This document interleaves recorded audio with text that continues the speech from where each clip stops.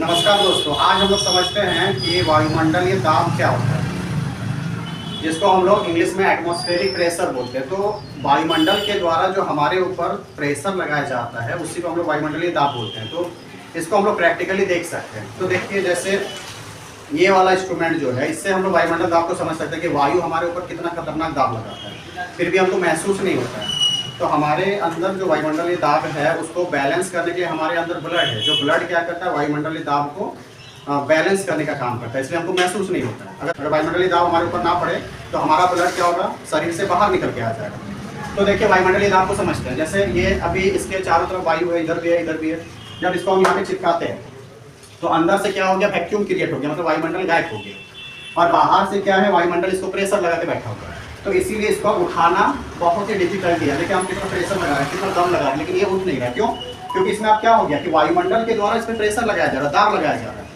तो अगर वायुमंडल के द्वारा किसी भी ऑब्जेक्ट पे अगर प्रेशर लगाया जाए तो वो वायुमंडल दाब कहलाता है। तो इसका बेहतर एग्जाम्पल ये है, अंदर वैक्यूम क्रिएट कर दिए हैं और मतलब अंदर से हवा गायब है, ऊपर से प्रेशर लग रहा हवा का। हवा जो है, हम लोग का जो एनसीईआरटी है उसमें हवा के मतलब हवा हम पे कितना दाब लगाता है, तो इसको जब कैलकुलेट करते हैं तो उसमें हवा का हाइट निकल के आता है 8 किलोमीटर। तो लमसम ये डेटा 8 से 9 किलोमीटर मान के चलिए।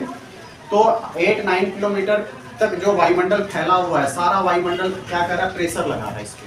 तो जिस कारण से इतना बड़ा वायुमंडल का क्षेत्र अगर किसी चीज़ पे प्रेशर लगाएगा तो हमारे द्वारा तो ये नहीं उठ सकता है, क्योंकि हम उतना ताकत 8-9 किलोमीटर वायुमंडल जो फैला हुआ उसके बराबर ताकत लगा ही नहीं सकता। तो इसको खींचना बहुत ही मुश्किल है। तो ये सबसे अच्छा वायुमंडलीय दाब का एग्जाम्पल है कि अंदर हवा नहीं है और इधर से हवा इसको दाब रहा है। तो ये वायुमंडलीय दाब का एग्जाम्पल है। देखिए, जैसे हम हवा को एंटर होने देंगे, हवा को एंटर होने दे दिए तो देखिए ये उखड़ गया, अब उखड़ गया। लेकिन अगर हम सामने से खींच रहे थे तो नहीं उखड़ रहा था। तो ये सबसे अच्छा एग्जाम्पल है किसका, वायुमंडलीय दाब का। तो इस प्रकार से हम लोग समझ सकते हैं कि वायुमंडल हमारे ऊपर कितना दाब लगा रहा है। तो अगर वायुमंडलीय दाब हमारे ऊपर नहीं लगता तो हमारे अंदर, बॉडी के अंदर जो ब्लड बह रहा है वो ब्लड क्या हो जाता, हमारे नसों को, हमारे सिरों को फाड़ के बाहर निकल जाता है और फिर हम लोग मर जाते हैं। इसी प्रकार से अगर हमको स्पेस में भेज दिया जाए जहाँ पे वायुमंडल नहीं है तो वहाँ पे हमको स्पेस सूट का यूज करना पड़ता है। क्यों? अगर नहीं करेंगे तो वायुमंडल तो है नहीं, तो हमारे बॉडी का ब्लड चारों तरफ से बाहर निकलेगा, एकदम फट फट के, एकदम बॉडी से फट फट के बाहर निकलेगा। तो फिर हम लोग जिंदा ही नहीं रह सकते। इसीलिए स्पेस में भेजा जाता है, वहाँ पे स्पेस सूट डाल के भेजा जाता है। क्यों? वायुमंडल दाब के कारण। तो और एक बार देख लीजिए कैसे चिपकता है।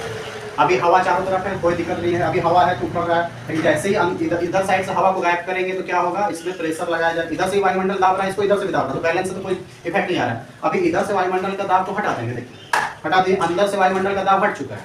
तो अब बाहर से सिर्फ लग रहा है, तो बाहर से लग रहा है तो हमको इसको उखाड़ना बहुत ही कठिन है। बोर्ड उखड़ जाएगा लेकिन ये नहीं उखड़ेगा, ये पूरा बोर्ड ही उखड़ा, लेकिन ये उखड़ नहीं जाएगा। तो इसका मतलब क्या, अगर इसको मिलाना है तो फिर से हमको वायुमंडल डालना पड़ेगा अंदर की। तो हम थोड़ा सा इसको उठाते हैं तो वायुमंडल ऑलरेडी दब लग गया, तो ये उखड़ के आता है, मतलब बैलेंस हो गया। तो इस प्रकार से वायुमंडल दाब हमारे ऊपर काम करता है। Thank you.